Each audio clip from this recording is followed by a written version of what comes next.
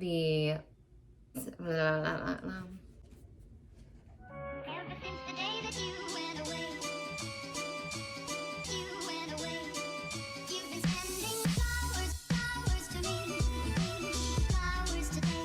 Hi, I'm Sundown, and thank you for checking out this video.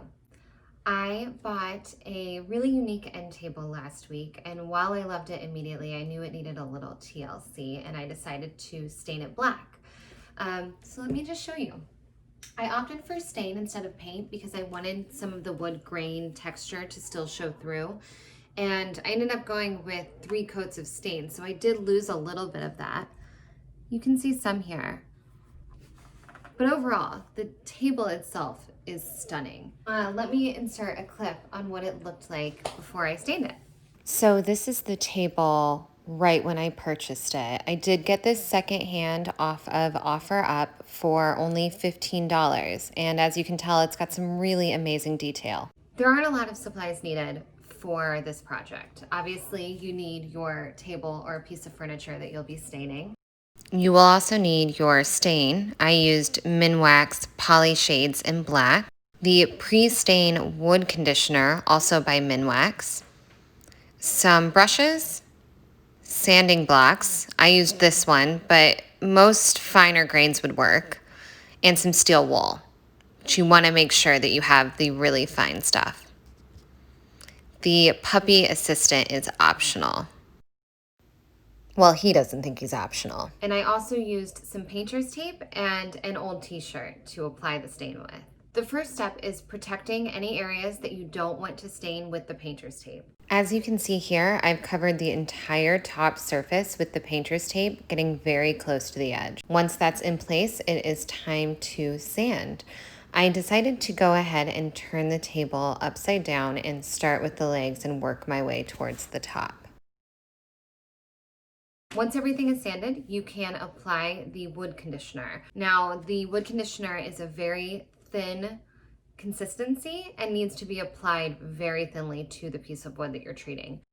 Here you can see that I have sanded this little table down within an inch of its life. Make sure you mix the wood conditioner and the stain really well before you use either of them. I decided to start with the legs first after a little coffee break. And this is that consistency I was telling you about as I almost spill it all over the place.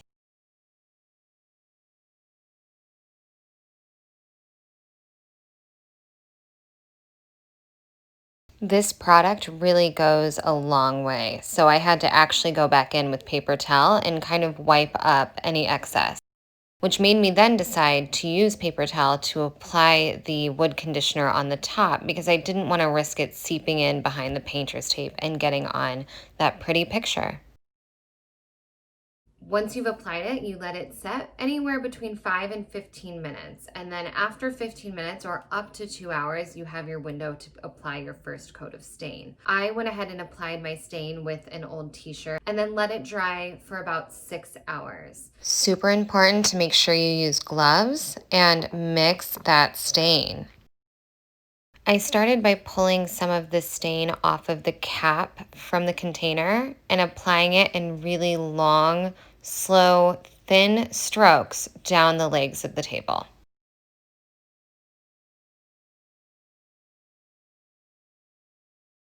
Eventually flipping the table over so that I can get the top and all of the edges.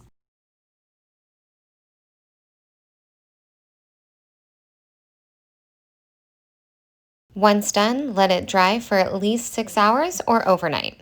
After that 6-hour mark was up, it was time to lightly sand every surface again, and then apply the second coat of stain again with the t-shirt. I decided to let the table dry overnight, so this is the next day, and I did notice that it was kind of streaky, but it had only been 1 coat. So here I am, thoroughly sanding every bit that needs to be stained before doing a second coat. I decided not to film this application as you've already seen me do it once.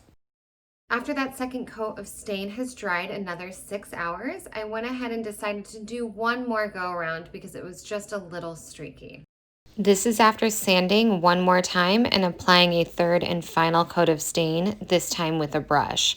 It's much darker and those streaks are basically gone. And now that it's thoroughly dry, it's time to remove that tape and see the final product.